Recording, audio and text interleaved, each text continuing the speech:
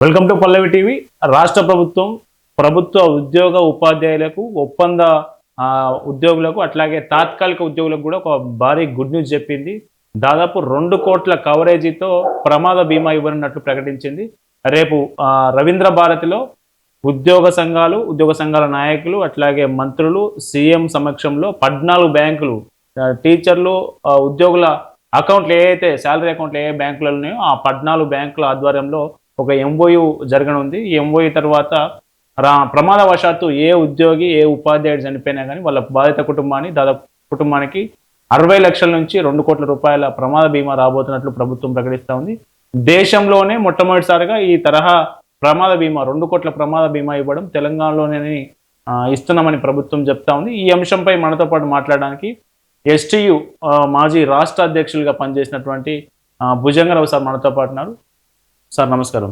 నమస్తే Karunakar. Congratulation sir, మీకు 2 కోట్ల ప్రమాద బీమా రాబోతా ఉంది. ఎవరైనా దురదృష్టవశాత్తు ఎవరైనా చనిపోతే బాధిత కుటుంబానికి 2 కోట్ల ప్రీమియం 2 కోట్లకు సంబంధించి వాళ్ళకి బీమా అందబోతా ఉంది. రాష్ట్ర ప్రభుత్వం ఈ స్కీమ్ ప్రారంభించబోతా ఉంది రేపు సీఎం రేవంత్ రెడ్డి అధ్యక్షతన. ఎట్లా చూస్తారు? 2 బిస్కెట్లు వేస్తే తోక ఊపుకుంటూ తొంగ గార్చుకుంటూ ప్రభుత్వం వెనుక పరిగెడతాము అనేటువంటి ఆలోచనలో ఈ ప్రభుత్వం ఉంది. బ్రతికున్నప్పుడు మాకు ఇవ్వాల్సిన ఇయ్యమని అడిగితే మీకు చస్తే 2 కోట్ల ప్రమాద బీమా ఇస్తా అని ప్రభుత్వం చెప్తుంది. మరి తిక్కలలో మమ్మల్ని తిక్కలోలం చేస్తున్నటువంటి తుగ్లక్ పరిపాలనలో తుగ్లక్ ముఖ్యమంత్రి అనేది మా ఉద్యోగ ఉపాధ్యాయ పెన్షనర్స్ ఆలోచించాలి. ఎందుకు ఈ మాట చెప్పాల్సి వస్తుంది? మా ప్రభుత్వం మాకు రేపు జూలై 1 వస్తే 6 DAలు పెండింగ్ ఉంటుంది. అంటే ఒక్కొక్క ఉద్యోగికి ఉపాధ్యాయుడికి పెన్షనర్కి అధికారులకు రిటైర్ అయిన వాళ్ళకు ఉద్యోగాలు ఉన్న వాళ్ళకి కనీసం 12,000 నుంచి 22,000 రూపాయలు ఎవ్రీ ఉద్యోగి నష్టపోతా ఉన్నాడు. ఇంత నష్టం చేస్తూ అదే కాకుండా మాకు 1 జూలై 2023 నుంచి పిఆర్సీ రావాలి. గత ప్రభుత్వము 5% ఐఆర్ ఇచ్చింది. మేము మళ్ళీ అధికారంలోకి వస్తే మంచి పిఆర్సీ మీకు ఇస్తామనేటువంటి భరోసా మాట ఇచ్చి వాళ్ళు ఎన్నికలకు వెళ్ళిపోయారు.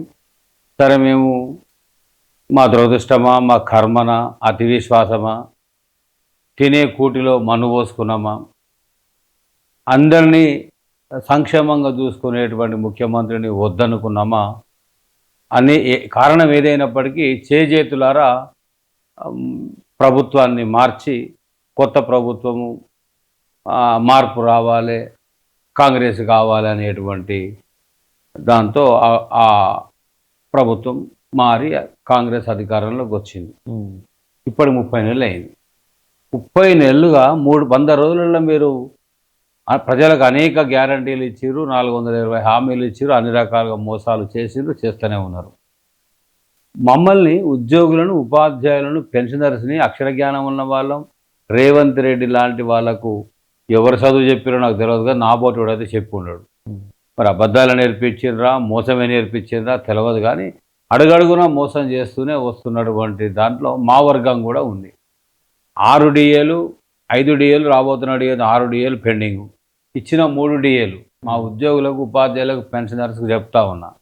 మొదటి DAలో 18 నెలల ఎరియర్స్ రావాలి, 17 నెలలు బాకీ ఉంది ఇయ్యలే.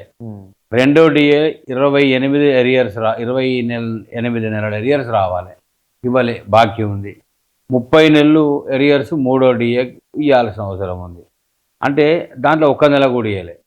అంటే ఆ 17 నెలలు 28 నెలలు 30 నెలలు చూస్తే మాకు ఇవ్వాల్సిన డబ్బులు 1,50,000 రూపాయలు ఈ ప్రభుత్వం బాకీ పడ్డది. ఇది ఇట్లుందా? DAలు అట్లున్నాయా? ఇక నిన్న మొన్న ముఖ్యమంత్రి గారు చదువు చెప్పుడు ఎందుకే, ప్రభుత్వ ఉపాధ్యాయులు చదువు చెప్పుడు ఎందుకే, బళ్ళు ఎందుకే, మీకు గల్లీకో బెల్ట్ షాప్ పెట్టి వైన్ షాపులు పెడితే సరిపోతుంది.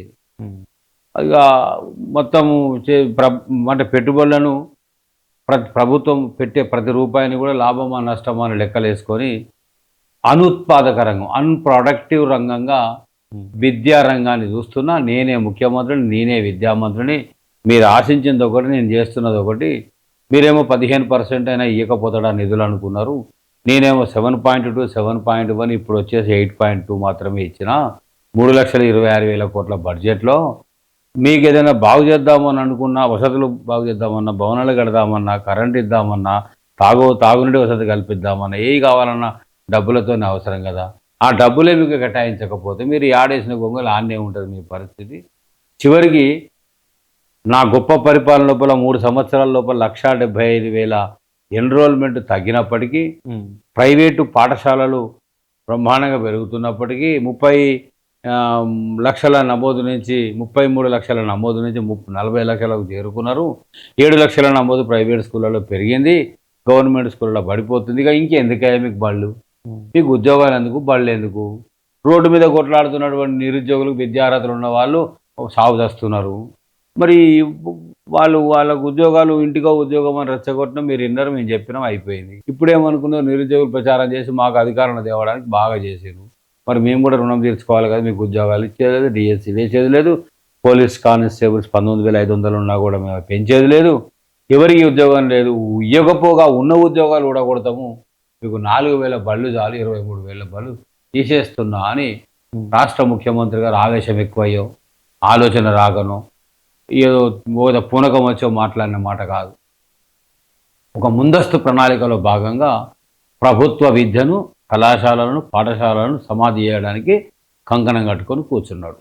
ఇవాళ ప్రతి డిపార్ట్మెంట్లో కూడా ఉద్యోగులు అవస్థలు పడుతున్నారు, చాలా ఇబ్బందులు పడుతున్నారు. బెదిరించు, భయపెట్టు, లొంగ తీసుకో, లోపరుచుకో, వినకపోతే ఏది సిబిఐ, ఈడీ కనుక ఎట్లా చేస్తుందో దాడులు, ఇక్కడ కూడా నా చేతుల్లో ఉన్నటువంటి ఏసీబీ ఉంది, ఏసీబీ రైళ్లు చేపిస్తా, పట్టిస్తా, మీ నోట్ల కట్టలు బయటకు తీస్తా, మీ ఆస్తులు బయటకు తీస్తా, మీరు సంపాదించిన నగదును బయటకు తీస్తా, నగలం బయటకు తీస్తా అనేటువంటి భయపెట్టే ధోరణిలో ఈ ప్రభుత్వం ఉద్యోగుల పట్ల కూడా ఉన్నది అనేది 100కు 100% వాస్తవం. నిన్న చూసినాం కదా, భూపాలపల్లి జిల్లాలో డిటిఓ బొగ్గు స్కామ్ లోపల ఒక లారీ పోతుంటే ఆయన ఏం చేసిండు, సిబ్బందిని పెట్టుకొని ఒక హార్వెస్ట్ మిషన్ పట్టుకొని పోలీసింగ్ తరలించమని చెప్పి తన కారులోకి వెళ్ళి దిగి ఆ పరిగెత్తుకొచ్చేటువంటి, ఆగకుండా ఒక తప్పించుకుపోయేటువంటి ధోరణిలో వస్తున్న లారీకి చెయ్యి అడ్డం పెట్టి కానిస్టేబుల్స్కు సంకేతాలు చాపమంటే ఆ లారీ వాడు పైనుంచి ఎక్కించేసి తీసుకుపోయిండు. ఒక డిటిఓ, సాక్షాత్తు యువకుడైనటువంటి డిటిఓ అధికారి చనిపోయిండు. అంటే దాని వెనుక ఆ కుట్ర, ఆ హత్య వెనుక ఎవరి కారణం ఉంది అని అంటే సర్వత్రా చర్చలోకి వచ్చింది, అందరి నోట వినపడుతున్నది. ప్రభుత్వమే 40 లక్షల టన్నుల బొగ్గు నిక్షేపాన్ని మాయం చేసింది, 1,600 కోట్ల బొగ్గు మాయమైపోయింది. అంటే ఎందుకు చెప్తున్నా, ఇది బొగ్గు మాఫియా లారీ చేత డిటిఓను తొక్కించి నికార్సైన నిజాయితీపడిన అధికారిని సమాధి చేసింది. 23,000 స్కూళ్ళు బంద్ పెట్టి మా ఉద్యోగాలు లేకుండా మమ్మల్ని రోడ్డు మీద పడేస్తున్నారు. నిరుద్యోగులకు ఉద్యోగ అవకాశాలు ఇవ్వమంటే వాళ్ళ మీద అమానుషమైనటువంటి కాండ చేస్తూ పోలీసుల చేతనే పోలీసు ఉద్యోగాలకు కొట్లాడుతున్న వాళ్ళ మీద లాఠీ చార్జ్ చేపిస్తున్న పరిస్థితి. అంటే ఈ బతికున్న వాళ్ళను చిత్రహింసలు పెడుతూ, మానసిక వెదకు గురి చేస్తూ, అనేక రకాలుగా అరిగోస పెడుతూ, మీరు చస్తే, మీరు ప్రమాదవశాత్తు చచ్చిపోతే నేనున్న మిమ్మల్ని ఆదుకోవడానికి 1,25,00,000 నుంచి 2 కోట్ల బీమా వచ్చే విధంగా మేము చూస్తున్నాము అని చెప్పిన ఈ ముఖ్యమంత్రి రైతు బీమా ఏం చేసినావు, రైతు బీమా ఏం చేసినావు? రైతులు, అనేక మంది రైతులు చనిపోయారు. నీవు వచ్చిన 30 నెలల నుంచి రైతులకు రైతు బీమా 5 లక్షల రైతు బీమా అందించినవా?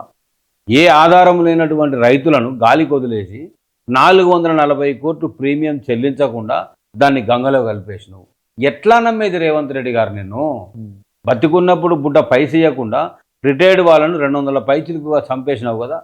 వైద్యం లేక, ఇంటి ఆ సమస్యల కోసం పెళ్లి చేయలేక, అప్పు తీర్చుకోలేక, పిల్లగాడు చదువులకు పంపలేక, అడిగేటోళ్ళ అప్పులను ముఖం చెల్లక, ముఖం చాటేసుకొని 10 మంది బారిపోయి 200 మంది చికిత్స లేక చనిపోయారు కదా.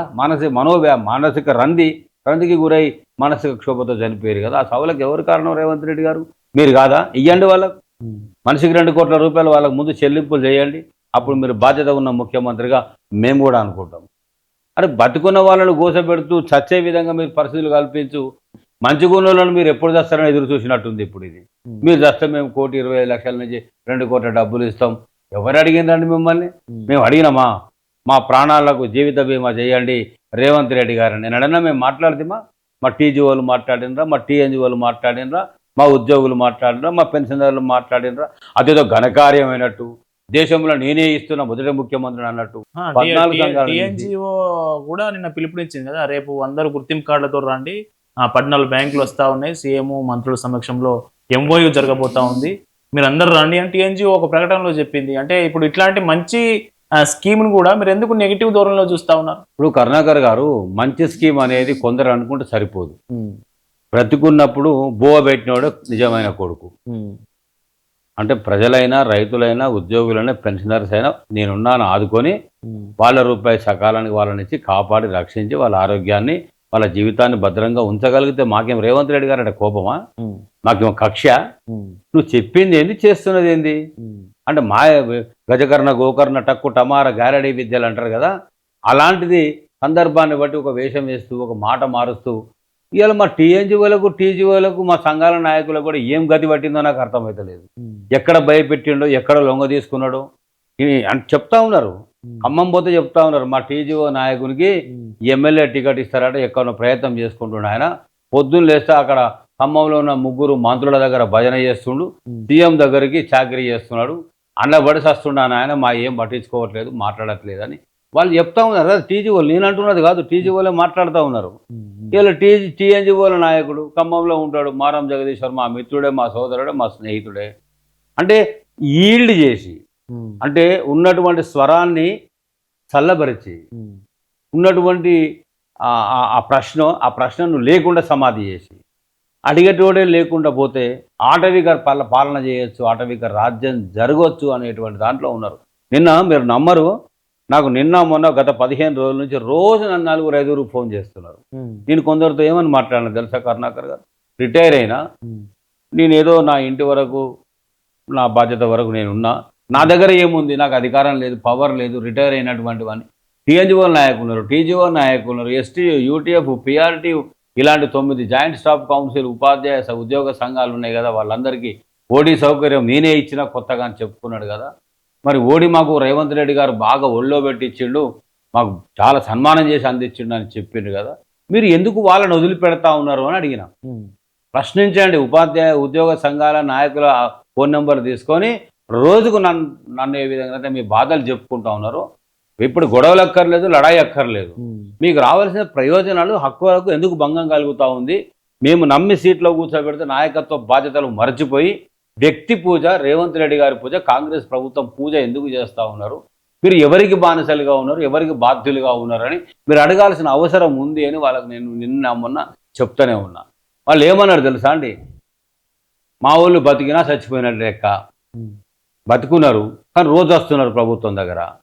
మేము ఇంకా వాళ్ళనే అడుగుదాము, వాళ్ళు ఏం చెప్తారు మాకు, మా ఫోనే ఎత్తట్లేదు సార్, మా కంటికి కనబడతలేరు, ఫోన్ ఎత్తుతలేరు అని మా వాళ్ళు మాట్లాడుతున్నారు. నేను ఇవాళ నా ఉద్యోగ ఉపాధ్యాయ నాయకులను కూడా నేను తప్పు పడతలేను. పరిస్థితులు మారుతాయి, అనేక రకాల ముఖ్యమంత్రులు, రకరకాల ముఖ్యమంత్రులను చూసినాం. ఈ ముఖ్యమంత్రిది ఇంకొక రకం పరిపాలన కాబట్టి దీన్ని కూడా చూస్తున్నారు. ఒక వ్యూహ రచనలో, ఒక సంయమనంతో, కరెక్ట్గా సమయస్ఫూర్తితో మనకు రావాల్సిన ప్రయోజనాలను ఆర్డీఎల్ని తీసుకోవాలి, మన పిఆర్సీని మనం తీసుకోవాలి, నష్టపోతున్నటువంటి వాళ్ళను కాపాడాలి, రిటైర్డ్ వాళ్ళకు బెనిఫిట్స్ ఇవ్వాలి. ఏమి ఇచ్చారండి బెనిఫిట్స్? 3,000 కోట్లు రిలీజ్ చేసిన డంకా కొట్టుకొని బజాయించారు, ఒక్క జీపీఎఫ్ తప్ప ఎవరికి ఏం రాలేదే. మరి కొంతమంది చెప్తా ఉన్నారు, కొంతమంది 700 కోట్లు రిలీజ్ చేస్తామని. కొంతమంది ఏం చెప్తున్నారు అంటే కాంగ్రెస్ ప్రభుత్వంతో అలయన్స్ పార్టీ ఉంది ఒకటి, వాళ్ళకు ఎమ్మెల్యే సీటు ఉంది, ఓ ఎమ్మెల్సీ సీటు ఉంది, వాళ్ళు పోయి చెప్తే కాంగ్రెస్ ప్రభుత్వం రిటైర్ వాళ్ళ డబ్బులు విడుదల చేస్తున్నారు ఈ మధ్యలో. అట్లా ఎవరిదో ఎందుకన్నా మీ సంఘమే ఉంది కదా, మీ సంఘ నాయకుల రిటైర్ అయిన ఈ మధ్యలో గట్లనే పైసలు వస్తున్నాయట, గది తెలిస్తే కొంచెం నువ్వన్నా మాట్లాడేరాదు వాళ్ళతోనని మా వాళ్ళు అడుగుతున్నారు. అంటే మా ఉపాధ్యాయులు నన్ను అడుగుతున్నారు. మరి ఏ రకమైన ప్యాసేజ్ ఉందో మరి ఓపెన్గా సిపిఐ పార్టీ పేరే చెప్పింది వాళ్ళు. సిపిఐకి కాంగ్రెస్కు అలయన్స్ ఉన్నమాట వాస్తవము. మిత్ర పార్టీలుగా 2 ఉన్నాయి, అధికారంలో రావడానికి ఒకరికొకరు సహకరించుకున్న మాట వాస్తవం. నాకు తెలిసి సిపిఐ పార్టీ అలాంటి లాలూచి పనులకు పోదు అనేటువంటిదే నా విశ్వాసం. కానీ వాళ్ళు డంకా బజాయించి చెప్తున్నారు, నువ్వు తప్పు మాట్లాడుతున్నావు అన్న, వెనకేసుకొస్తున్నావు, నీ సంఘాన్ని వెనకేసుకొస్తావు, పార్టీని వెనకేసుకొస్తావు, మీ వల్లే మొత్తం ఈ మధ్యలో రిటైర్ అయిన వాళ్ళు డబ్బులు తీసుకున్నారు, ఇక మీ పేర్లు కూడా చెప్తామా మీకు అని అడిగిండ్రు అన్నారు. అంటే వీళ్ళకి మాత్రమే ఇచ్చి మిగతా వాళ్ళకి ఆపుతున్నారా? అంటే అందరూ ఇయ్యాల్సిన వాళ్ళ దాంట్లో మొన్న రిటైర్ అయిన వాళ్ళు వస్తాయి ఎట్లా, 1.5 year క్రితం రిటైర్ అయిన వాళ్ళకి రావెట్లా అని వాళ్ళు అడుగుతున్నారు. వాస్తవమే కదా. వివరాలు చెప్తున్నారు, ఉమ్. సాక్ష్యం చెప్తున్నారు నాకు. అంటే నేను ఎందుకంటే కంటెంప్ట్ ఆఫ్ ఆర్డర్ పోతేనేమో కోర్టు ద్వారా తెచ్చుకున్న వాళ్ళకు కొందరికి వచ్చినాయి. ఉమ్. మేము కంటెంప్ట్కు పోయి కన్న కష్టాలు పడితే మాకు ఇప్పటికి రాలేదు, కొందరికి వచ్చినాయి. మంచిగా మీ వాళ్ళు మంచిగా పోయిర్రు, రాజబాటలో పోయిర్రు, చెప్పేటోళ్ళకి చెప్పుకున్నారు, పోయి అడిగేటోళ్ళని వాళ్ళు అడిగారు, వచ్చే డబ్బులు వచ్చినాయి అన్న, మీకు లేదు కదా కష్టం, మీకేం తెలుస్తుంది అన్న బాధ అని నన్ను అడుగుతున్నారు. అంటే నేను నాట్ ఎట్ ఆల్ నేను ఇవాళ యాక్టివ్గా లేను, రోల్లో లేను, బాధ్యతలు లేను, ఏం జరుగుతుందో నాకు తెలియదు. అంటే నేను ఈ మీడియా పరంగా మీ పల్లవి టీవీ ద్వారా ఎందుకు చేస్తా ఉన్నా అంటే, నేను డబ్బులు ఇప్పించడం మంచి పనే చేసిర్రు అంటున్నా ఒక రకంగా, కానీ 13,000 మంది ఉన్నారు, అందులో ఒక 4,5,000 ఇచ్చిన 23,000 మంది రిటైర్ అయితే ఇప్పటికి 12-13,000 మంది డబ్బులు రాని వాళ్ళు ఉన్నారు. వాళ్ళందరూ కూడా కావాల్సిన వాళ్ళే కదా. అంటే ప్రజా ఉద్యమాల్లో నిత్యం జీవించేటువంటి కమ్యూనిస్ట్ పార్టీగా మీరు ఆ బాధ్యత భుజం మీదకి ఎత్తుకొని మీ స్నేహితుడైనటువంటి రాష్ట్ర ముఖ్యమంత్రి గారి దగ్గర ప్రశ్నించండి. పూనంనేని సాంబశివరావు గారు నేను చూసిన, అసెంబ్లీ లైవ్లో వారు ప్రశ్నించారు, అడిగింది నేను చూసిన. ప్రతిపక్ష నాయకుడు deputy floor leader Harish Rao గారు చట్టసభ లోపల గడ్డి పెట్టిండు, సాక్ష్యాలతో సహా చెప్పినటువంటి పరిస్థితి. డిప్యూటీ సీఎం ఇయ్యలేకపోతున్నామని ఒప్పుకున్న పరిస్థితి. అంటే నేను ఇవన్నీ రావాల్సిన డబ్బులు బతుకున్నప్పుడు ఇవ్వండి, చచ్చిపోయినాక నేను చూడొస్తానండి, నేనున్నా, రిటైర్ అయినా, ఇవాళ బాగున్నా, రేపు పోవచ్చు. 1,25,00,000 2 కోట్లు 1,5 కోట్లు వస్తే నాకు ఉపయోగపడతాయా? నన్ను బతుకున్నప్పుడు చిత్రవద చేస్తారు, మానసిక హింసకు గురి చేస్తారు, నాకు తిండికి ఒంటికి పట్టదు, పంట నిద్ర పట్టదు, నిలువేల రోగాలు ఉంటాయి, చికిత్సకు డబ్బులు రావు, మందులు లేవు, ఆదుకుంటూ ఉన్నాడు, కనబడాడు. నేను చచ్చినాక పైసలు ఇస్తా అంటే ఎవరి కొరకు? రేవంత్ రెడ్డి గారు మీ బీమా చేసుకోండి. రేవంత్ రెడ్డి గారు ఏమైనా పుట్టుకొని చచ్చిపోతే ఎన్ని వేల కోట్లు బీమా చేసుకుంటారో మీరు చేసుకోండి. అప్పుడు మీ మానసిక క్షోభేందో మీకు అర్థమవుతుంది, మీ కుటుంబ సభ్యులకు అర్థమవుతుంది, మీకు అర్థమవుతుంది. డంకా బజాయించొద్దని చెప్తున్నాం మా టీఎన్జీఓలకు, టీజీఓలకు, ఉపాధ్యాయ సంఘ నాయకులకు. ఏదో దేశంలో ఘనకీర్తి వహించినటువంటి పరిపాలనలో ఘనత వహించిన ఈ సీఎం గారు మనం ఏదో దిక్కుమాలిన వల్ల అయినట్టు మన ప్రాణాలన్నీ గాల్లో కలిసిపోయినాయి, ఇక చచ్చినాక డబ్బులు వస్తాయి మీకు అనేటువంటి అంత హీనంగా ప్రచారానికి మీరు గురి కావద్దు అని మా నాయకులకు చెప్తాము. రేవంత్ రెడ్డి గారు గుట్టు చప్పుడు కాకుండా ఇస్తే ఓకే, దేని వదిలి పెడుతున్నాడండి? పిల్లలకు టెక్స్ట్ బుక్స్, నోట్ బుక్స్ ఇస్తా కూడా ఒక మీటింగ్ పెట్టి 12 గంటలకు పిలిచి ఎల్బీ స్టేడియంలో 5 గంటల దాకా పిల్లల్ని చంపి ప్రభుత్వ పాఠశాల ఉపాధ్యాయులను ముఖ్యమంత్రి గారు వచ్చి నేను విద్యామంత్రిగా టెక్స్ట్ బుక్స్ ఇస్తున్నా, నోట్ బుక్స్ ఇస్తున్నా అనేటువంటి ప్రచారం పెట్టుకొని సభ పెట్టుకొని కార్యక్రమం చేసాము. మరి రేవంత్ రెడ్డి గారు ముఖ్యమంత్రి కాకముందు టెక్స్ట్ బుక్స్ రాలేదా మా పిల్లలకి? నోట్ బుక్స్ రాలేదా? యూనిఫామ్స్ రాలేదా? మా పిల్లలు చదువుకోలేదా? రిజల్ట్స్ లేవా? ఫలితాలు రాలేదా? అంటే ప్రతిదానికి అయిన దానికి కాందానికి మీటింగ్ పెట్టాలి, అడ్డగోలుగా గత ప్రభుత్వం మీద పడాలి, గత ముఖ్యమంత్రిని బూతులు తిట్టాలి, దీని కొరకే మీటింగులు పెడుతున్నట్టు కనబడతా ఉంది. అంటే ఇంకొక మాట కూడా చెప్తా ఉన్నా, ఈ హెల్త్ కార్డు గురించి అడిగారు నిన్న మొన్న ఫోన్ చేసినాడు మా వాళ్ళు. ఇప్పుడు వచ్చే ఫస్ట్ కూడా 1.5% పోతుంది కదా అన్న మనది అంటే పోతుంది అన్న. మరి పోయిన నెల కట్ అయిన 1.5% ఎవరి అకౌంట్లో ఉన్నాయన్న? సుమారుగా 600 కోట్ల పైచీలకు డబ్బులు ఎవరి అకౌంట్లో ఉన్నాయి మీకు ఏమైనా తెలుసా అని అడిగారు. ఇవాళ టీజీఓ నాయకులు, ఉపాధ్యాయ సంఘాల నాయకులు చెప్పాలి, ఈ గత నెల కట్ అయిన డబ్బులు ఎవరి అకౌంట్లో ఉన్నాయో చెప్పాలి.